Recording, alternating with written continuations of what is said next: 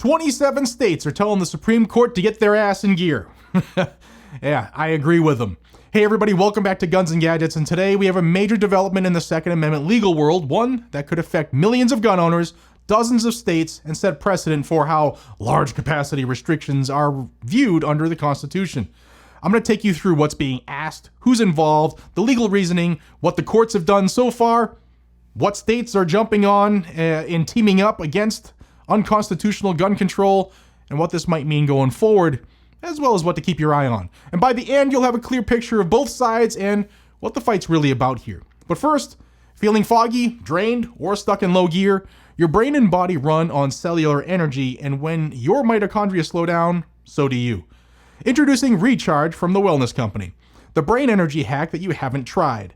It's the first ever formula to combine NAD+, methylene blue, and PQQ in one powerful daily supplement.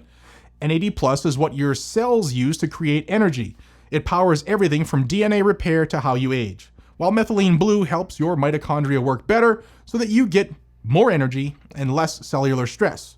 And PQQ, it helps your body make more mitochondria, boosting brain and body performance over time. This triple threat formula is backed by TWC's Chief Medical Board and designed to give you real results. Feel the difference with enhanced mental clarity, substantiated energy, sharper focus, and protection against cognitive decline. And no, it won't turn your tongue blue. Take 2 tablets each morning and ignite peak performance from brain to body. Head to twc.health/gunsandgadgets and use my code gunsandgadgets to save 10% plus get free shipping. Again, that's twc.health/gunsandgadgets. Use code gunsandgadgets to get 10% off plus free shipping. Now, let's dive into this here. First off, what is the law in question? Well, this is the California magazine ban. And as you know, California has a law banning large capacity magazines, specifically magazines that hold more than 10 rounds. Under that law, possession of such magazines is prohibited. Now, the United States Supreme Court has ruled in the District of Columbia versus Heller that the Second Amendment protects individual ownership of firearms commonly used for lawful purposes, including self-defense. Now, New York State Rifle and Pistol Association versus Bruin also added a test, which was regulations must be consistent with the text of the Second Amendment and the historical understanding of it.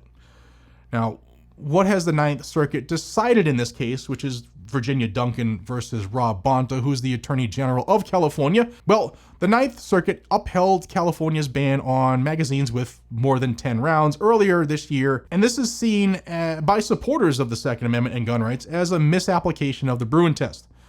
On September 18th, 2025, just a couple days ago, a coalition of 27 states led by friend of Guns and Gadgets, Montana's Attorney General Austin Knudsen, as well as Idaho's Attorney General Raul Labrador, and they filed an amicus brief with the United States Supreme Court, and they're asking SCOTUS to grant certiorari, which means to agree to hear the case, and to reverse the Ninth Circuit's decision.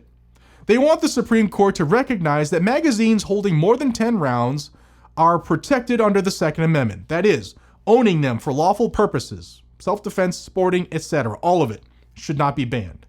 Among other things, the idea that such bans violate constitutional protections because magazines with more than 10 rounds are commonly possessed by citizens for lawful purposes.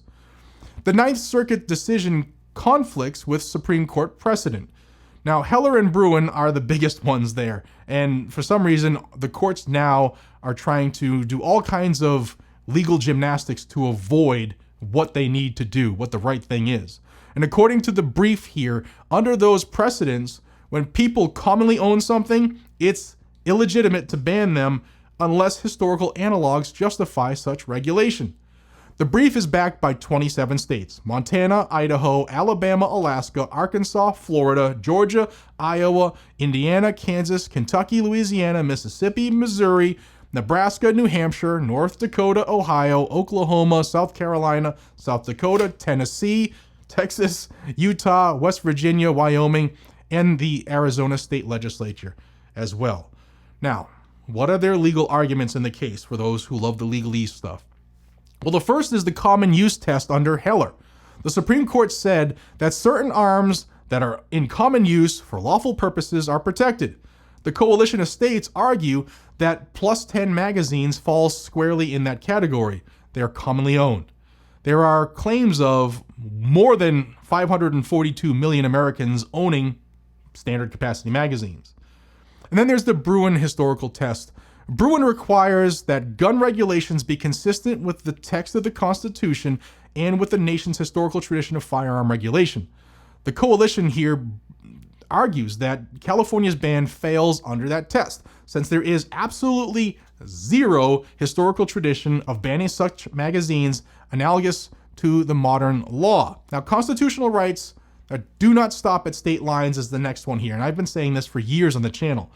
The states argue that even if a law is a state law, it cannot violate constitutional rights that are protected against infringement by either the states or the federal government, meaning that the rights granted by the Second Amendment via the 14th Amendment, okay? So a state ban that conflicts, however you want to say it, with the Supreme Court precedent is unconstitutional, per the state's view. Then there's the property and self-defense issue here. The brief emphasizes that standard capacity magazines are used in lawful activities, self-defense, hunting, sporting use, etc. And the argument is that such lawful uses strengthen the claim that these magazines are commonly used and thus protected. Now, AG Austin Knudsen from Montana and Raul Labrador, the AG of Idaho, are leading this coalition, like I said. On the opposite side, the evil empire, we have the state of California, specifically their Attorney General, Rob Bonta, and the Ninth Circuit Court of Appeals, who has ruled in favor of California's law. Again, remember the name, Virginia Duncan versus Rob Bonta. That's the case. It's going to be a big one. And what's at stake here? Well, if the Supreme Court grants certiorari and reverses the Ninth Circuit, then the 10-round magazine ban in California could be struck down, as well as the ones in every other state. And that could set the precedent that similar bans are going to be vulnerable on. It could clarify how strongly Bruin and Heller protect modern arms and accessories widely used, like magazines, etc. It could also change the legal landscape for many states that have standard capacity magazine bans or are considering such bans. Also, there are broader implications, like how courts interpret what commonly owned means. Like that, I don't know. It's so frustrating when I listen to these cases, but this is the thing. These are the questions that they argue about. What does commonly owned mean? Doesn't it mean owned commonly by people? Oh, it's frustrating. How about what historical regulation means? Yep, they argue on that.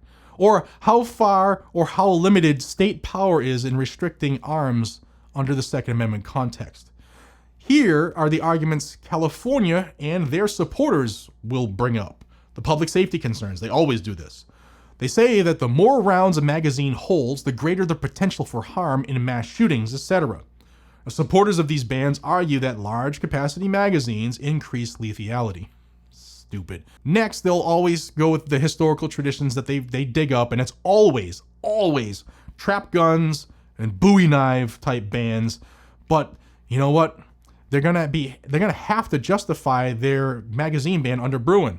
The fun fact, there are no bans that are consistent with this nation's historical tradition of firearm regulation when it comes to magazine bans. None. Zero.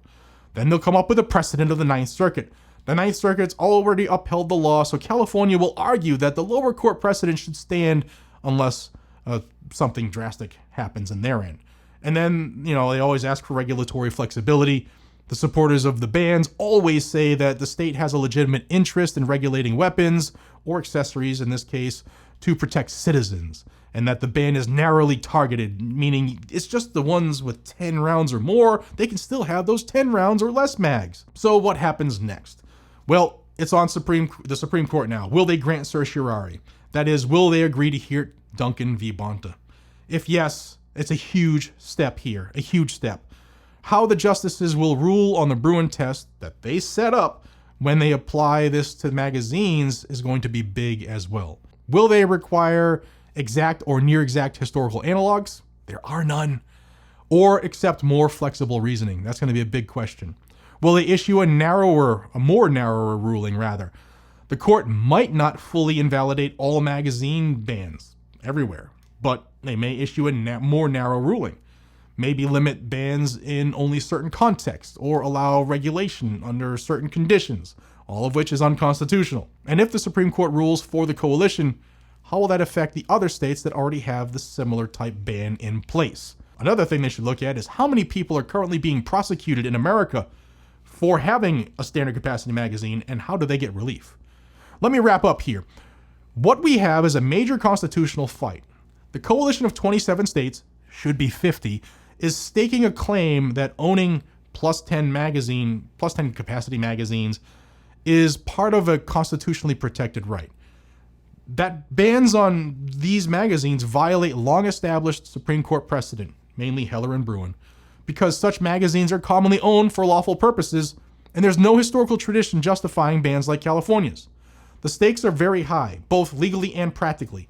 If the SCOTUS rules in favor of the coalition, many existing bans could be overturned overnight, or at least weakened severely.